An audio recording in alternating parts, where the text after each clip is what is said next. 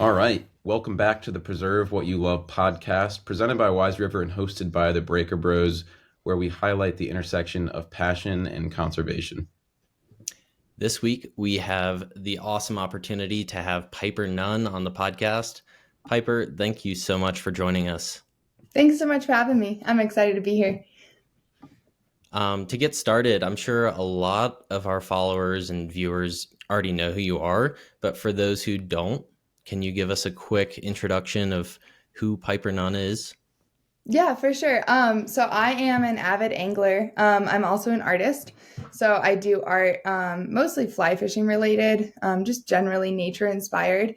So I do that. I graduated with a degree in fisheries biology as well, about a year ago. So pretty much everything I do is fish related. I'm either fishing on the water or painting fish, or learning about fish. So yeah, that's basically me. I know Andy and I have been following for a while and kind of stalking your artwork because it's just so amazing. So I guess my general question before we get into the heart of this thing is just how did that start? Is that something you've kind of been doing your whole life, or was there a point when you got inspired and started painting? Yeah, so I haven't really been doing it my whole life. Like I did art as a kid, like most kids do, but I was never like a good at it. I didn't, I drew stick figures. I wasn't like a child prodigy artist. You had to work And into then it. I picked up fly fishing about 5 years ago about. And right around that time I started getting into art and I did a lot of landscape work and just like nature inspired art. And then I picked up fly fishing and I was like, oh, I'm really inspired by the fish in the rivers. And then I started doing what I mostly do is my fish on wood is what I'm most well known for. And I found a piece of wood at a craft store and I had a buddy's birthday coming up and he really liked fishing. He taught me how to fish. So I was like, what if I painted like a Dolly Varden? He had just gotten back from Alaska. So I painted a Dolly Varden for him on wood. And then I just loved it. Like I was like, I love painting fish. Like this is really new to me. Like I want to do this more. Started painting more fish and then it just turned into an obsession from there. And then I just kind of went down this pipeline of just fish everything. I changed my degree to fisheries biology. Like I started painting fish. And then about 2 years ago, I formally, or maybe 3 years at this point, I formally launched the art business and started doing it for my sole job. So yeah, so it was kind of random how I got into it, but I definitely like got into it pretty fast once I did. Yeah, That's clearly. awesome. And your work, I mean, everyone needs to go check it out that's listening. It's like amazing. At some point, Thank I you. would love to get my own piece. Yeah. Um, like For sure. that leads into a Great. good next question here. Like as someone who balances both kind of filmmaking and videography with fly fishing myself, I think about this question a lot in kind of my own format, and it's one of the most difficult questions. And that's if you had to pick between your artwork and fly fishing for the rest of your life, what would you choose? And I know that's not a fair question. I that's really hard, right? Because one inspires the other. So it's easy to be like, oh, fly fishing because I love it, but without fly fishing, I wouldn't have my art. And same thing if I did art, my inspiration comes from fly fishing, mostly. So that's tough. I would say fly fishing just because that was like the OG, but I don't think I could give up art. I don't know where my art would be without the river though. So I don't know that I have a good answer to that one. hmm I All feel right. like that most people that we've had on so far, there's really like two or more things that they love doing, and a lot of times they're inextricably connected, Hmm. and their answer ends up being something like, I can't choose one, so I'm going to choose the connection of both of these things, which I feel like Yeah. is what you do. And I want to hear more about your artistic process and how fly fishing informs art and how art informs fly fishing and how those two go back and forth. Um, so I guess a follow-up question could be like, have you ever, when you go through the process of creating a piece, is it always a piece created from an experience you had, or has it ever been a piece that you created as a dream for something that you might live out in the future? Both. So I definitely like, I mean, I use my art to inspire myself to do things I want to do, as well as use the things that I've done to inspire my art. So I paint all sorts of fish. So I'll paint like a rooster fish. I've never fished for those. Like I would love to, but I have never gotten that opportunity. So it kind of allows me to like experience that as much as you can without actually catching a rooster fish, like experience the beauty of a rooster fish without having that opportunity. And I think that my art and fly fishing, one of the biggest ways that they kind of like inform each other is in the details. So something I pride myself on in my art is my attention to detail. And I think that that's part of what makes my art what it is how detailed it is. And that comes from being able to like be on the river, see a fish, brown trout, rainbow trout, tarpon, whatever it is, and catch that fish. But we all practice catch and release. So you got to send him back. Like you can't, as much as we'd love to sit there for 20 minutes, just like, oh my gosh, look at that spot and that spot. Like you got to send him home. So then I get to come home to the studio and I have that moment with those fish that I don't get to have on the river. But I also think that my art makes me more aware on the river. So when I do catch a fish, I look at it through like a more artistic lens. And I think that it makes me appreciate it more. Like I caught a brown trout last week and I was holding him and I was like, oh, he has this like really cool spot on his eyelid. Like I want to paint that, and I don't know if I would have picked up on like that small detail if it wasn't for the artistic like lens inside of me that I have. So they definitely inform each other in that way a lot. I love that so much because I feel the same way about photography, but I'm sure to, a lesser degree. Like I take the photo and at least I take that next step of like, I can now look at this fish, in Mm-hmm. like crystal clear, resolution and see the details. But to then take it a step further and like recreate it by hand, like I feel like I need to like try that at some point, even though I'm sure it'll look just You complete. should. It makes you notice things that you've never noticed on fish before. That you're like, oh, I didn't even realize how cool their adipose fin was. Like I've never looked at that until you do, and then you're like, that is really beautiful. So, Absolutely. I've got another heavy hitting question here that I'm just curious about. If you had to pick your favorite fish species to paint or draw, what would it be? oh man, something that's not a trout. I do I do so many trout. I love them. I like fish with scales. As weird as it sounds, carp is one of my favorite to paint. And you wouldn't think that. Everyone's like, oh, they're carp. Their scales are beautiful. Like they have really, really cool scales that, again, I don't think you really look into when you're fishing for them. So yeah, tarpon also have a similar, like really cool, like down to the detail on their scales is really beautiful. So yeah, maybe something with scales. I love my trout, but the scales are real fun to do. I did a tiger muskie. That was really fun. That was really cool. Like painting the tiger stripes on a fish were really cool. So I didn't really answer that, but fish with scales. I, I mean, they all have scales, but big scales. and have you caught a tarpon before? I have. I got to go to Mexico. I was really fortunate. I had the opportunity to go to Mexico a year and a half ago, maybe two at this point, coming up on two. And I was in Holbox, and I caught a big tarpon. So, Was and that that was was that really, on the fly?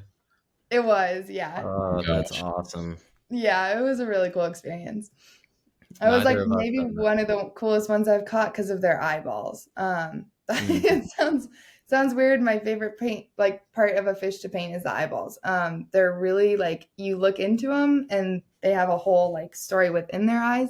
And tarpon are so old and just like ancient dinosaur fish. And I remember bringing my tarpon in and I like looked in his eye and there was a moment where I was like really humbled by just like staring into the eye of this tarpon. And I was like, that is really cool. That's awesome. I hope Yeah. to also live that out one day. This winter, I was in Belize and got completely skunked going for tarpon. So Yeah. someday. I had a few hard days before the good one. They're tough. I Awesome. guess we can transition now into the next kind of stereotypical question we have, and that's just what are some ways, either big or small, that you help to preserve fishing? But I guess just all aspects of fishing, the art, the biology, and the fly fishing? Yeah, for sure. Conservation is something I'm super passionate about. It definitely drove my degree, and it drove what I did in school and what I focused on in school. So, like a brief backstory is I was originally in environmental engineering, learned really quick I was bad at math, so that didn't last very long.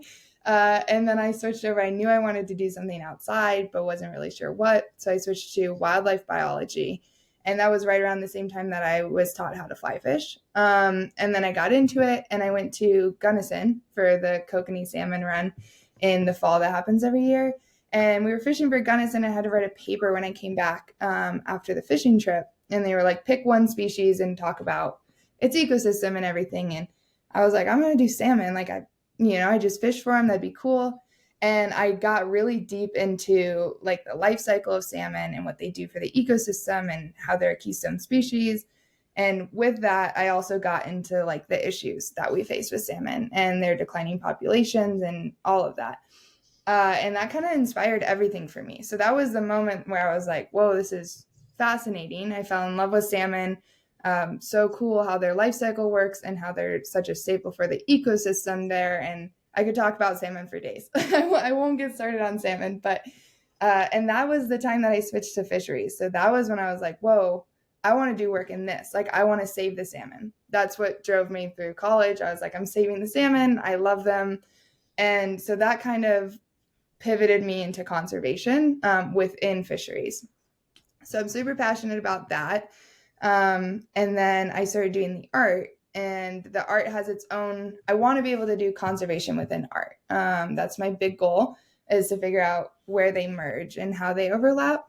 And I think that art and media in general, so photography, videos, art, writing, it's all a really powerful tool, and it can be used to inspire change and conservation in fishing and also elsewhere. So I want to use my art as a way to like bring the outside world into people's homes.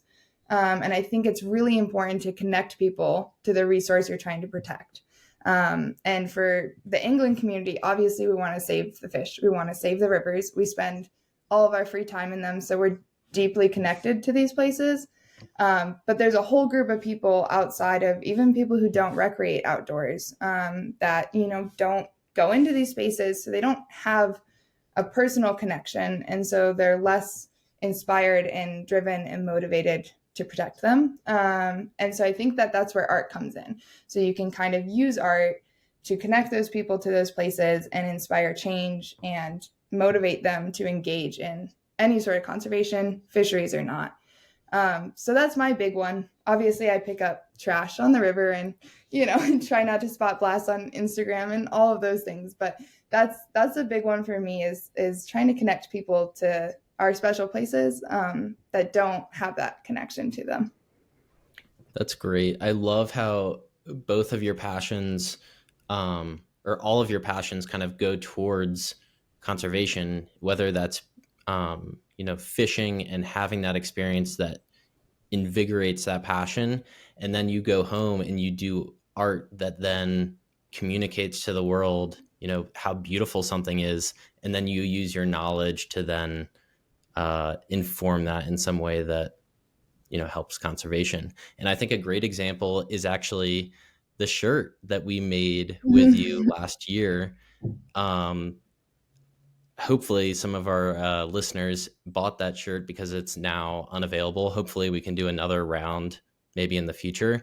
But we created a shirt where all proceeds funded the Wild Steelheaders United, which is a group underneath TU, I believe, that focuses solely on steelhead conservation.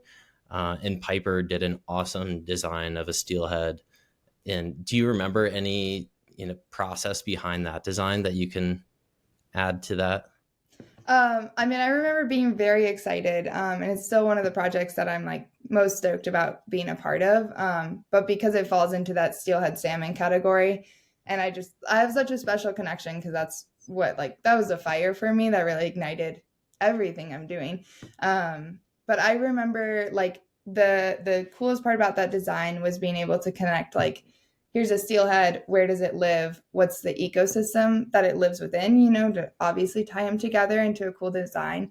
And using everything I learned in school that I had been like focusing on for 4 years to make that design. And then it was very successful. Like the launch went well, and we raised a lot of money for TU.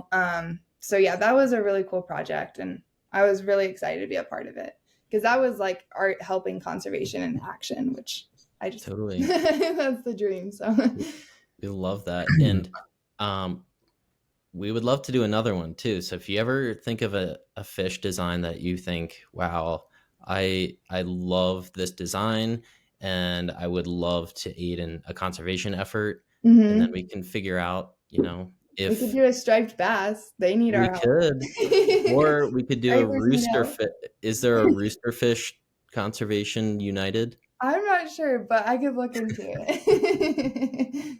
Maybe even creek chub. Yeah, I Yeah, love a creek chub. You gotta represent the unrepresented. they have great scales. Have you ever seen the scales of a creek chub, Eric? I You're haven't. asking me. I'm the creek chub king, man. Anytime trout fishing, I end up getting them. But I do like the striper idea. That would be Mhm. perfect. But I'd really love what your answer was to the conservation question. Like, obviously, I think you could sit there and come up with like almost unlimited different things you can do and different connections to Yeah. conservation. But again, that I think, Andy, that's kind of at the heart of everything we do. It's like we're hoping to show the beauty of an environment or a fishery in the hopes that we can inspire someone to get out there and make that connection, because they're not going Mhm. to care if they don't have a connection. That's what And I was saying. I'm like, they don't want to save it if they don't care about it. Like, you go yeah, talk to somebody that's never been in a river about saving trout, and they're like, trout? Like, maybe yeah, I've eaten them before. Like, I don't care, Well, they taste good with butter. Yeah, exactly. yeah, And exactly. for me, at least, some of like the most powerful memories I have are even when I don't have a camera and I catch, like, let's say like a native brookie, and you have that moment where you're staring at it and staring at its colors and looking into its eyes and then releasing it. So for Mhm. you to then take it a step further and capture that moment artistically the way you saw it and share that with other people now through social media, and you've built up quite a following, which is awesome. It's like, I just think that's so awesome, and I think we both resonate with that a lot. Yeah, I think it's a big responsibility to have a following these days on social media. You carry a responsibility with that, I think, to use your platform. Obviously, I use mine for art, but for things that you care about. And I think that it also comes with a responsibility to be cautious. I try to be cautious about, obviously there's spot burning. That's like a big problem, but I think that it's true. And when you have that kind of following, like, you have a bigger responsibility to protect a lot of places and also get people to care, I think. Absolutely. And I think we're in a weird time where it's becoming so normal for a lot of people to like see a following like that people are kind of like numb Mhm. to it.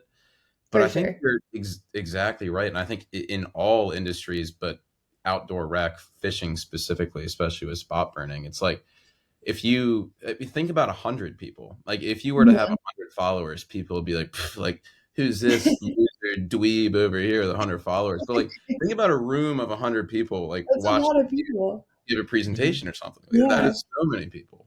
So I'm Mm. glad to hear that, and I wish many, many more people felt that way. But Yeah, unfortunately, it's definitely something to be careful with. for Yeah, sure. it's a fine line to walk. Um, all right. Well, our next question, um, we love to ask people, as you've had this pursuit of fly fishing, you've undoubtedly spent hundreds, if not thousands, of hours, doing this activity, and you've surely had some funny or just like straight out crazy experiences. Do any come to mind?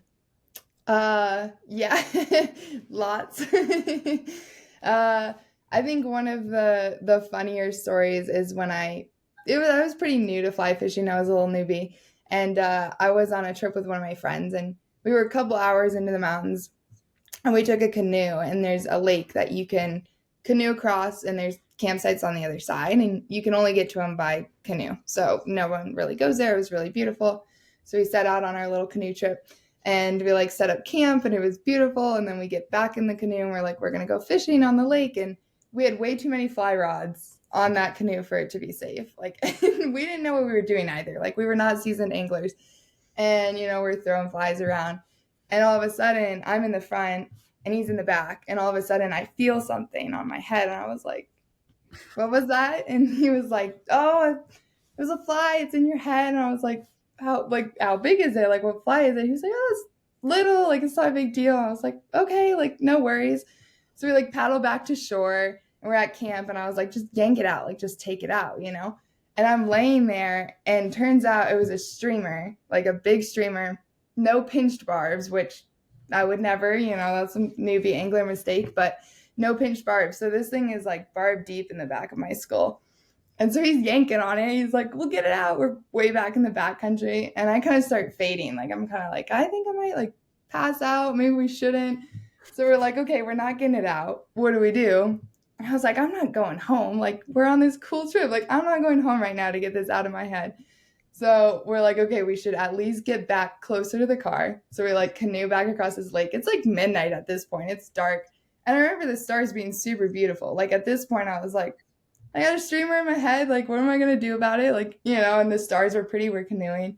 And so we get back to the truck and we like camped all night and then had breakfast, fished our way home.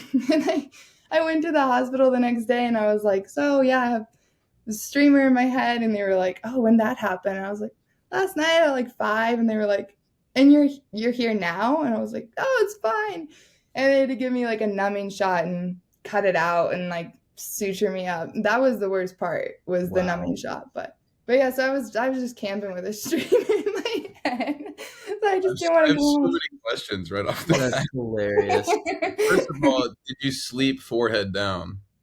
So we actually tied a bandana around it so that it didn't like move or get caught. So I had a cool little like bandana around my head all night.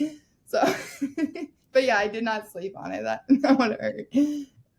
And have you since then learned the technique for taking out a hook, where you like press down and put a line around the hook? And I have not, and I know you can push it through. Like, I know that you can, like push it through if it's barbed, and you push it through, you pinch the barb, take it out.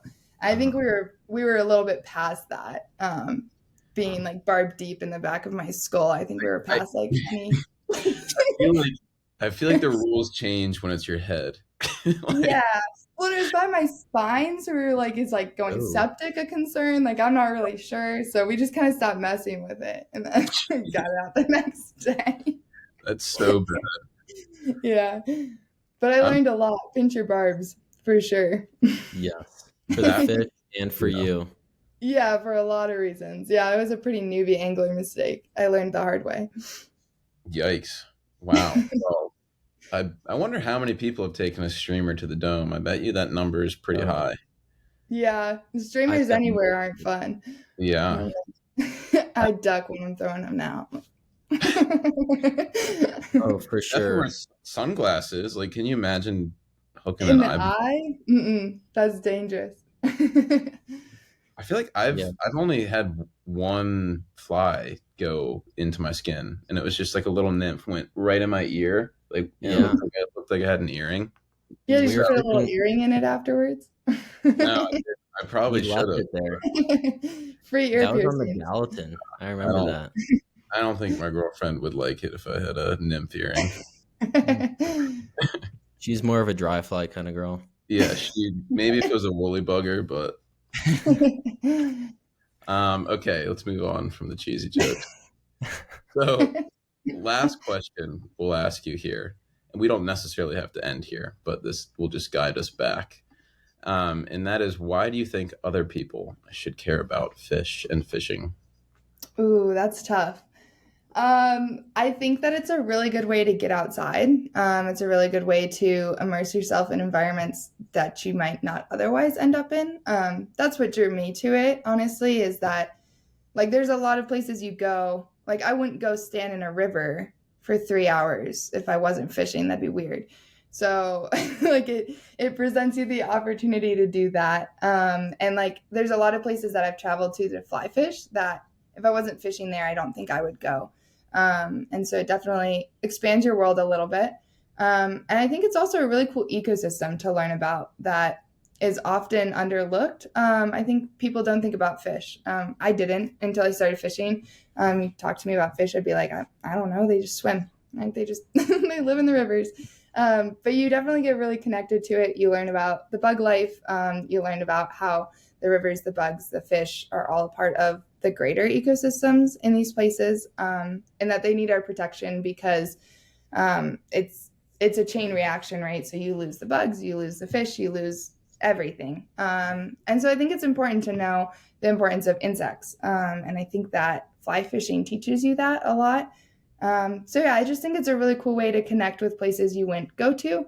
It's a really cool way to learn about a new ecosystem, one that's really important, and one that also is going to need our help more and more in the next coming years, I think. Wow. I think that was perfectly said. As we wrap up here, are there any websites or social media accounts that you would like to plug for people? You can plug my art site. Awesome. Yeah, we'll make sure to include that in there. Well, you should probably just say it real quick too. It's pipernunn.art. That's easy enough to remember. Yeah. Pretty simple. Nunn with 2 N's, right? Yes. Cool. And then your socials, are they Piper Nunn? Mm-hmm. Yeah, I mostly just have Instagram. I don't do much else. I tried to do TikTok, and I don't think I'm that generation. Yeah, Eric's our TikTok master over here. Well, we had a hard TikTok push, and for some reason I lost motivation. But it's tough. I'll stick with one for now. it is tough because the second you have to like post the same video to like 4 different places, it quickly turns into like an hour of work just like posting. Yeah, I got lost. I was like, I'll just stick with one. I don't blame you. So I guess we can just end here because we can talk forever. But thank you so much for joining us, Piper. And I'm looking forward to hopefully hanging out soon and fishing in Wyoming. I hope that gets to happen. And what? You can't be too specific, Rick. Are you worried that I just got burned Wyoming? Yeah. Some people don't know where Wyoming is. Dude, you just screwed over Wyoming. There's only like one place to fish there, so you kind of ruined it. Right. Thanks so much for having me on, and hopefully we can do a striper here coming soon. You got my brain churning about that a little bit. Yeah. Good. Heck yeah. We love it. All right. Well, thank you everyone for listening, and we will catch you next time.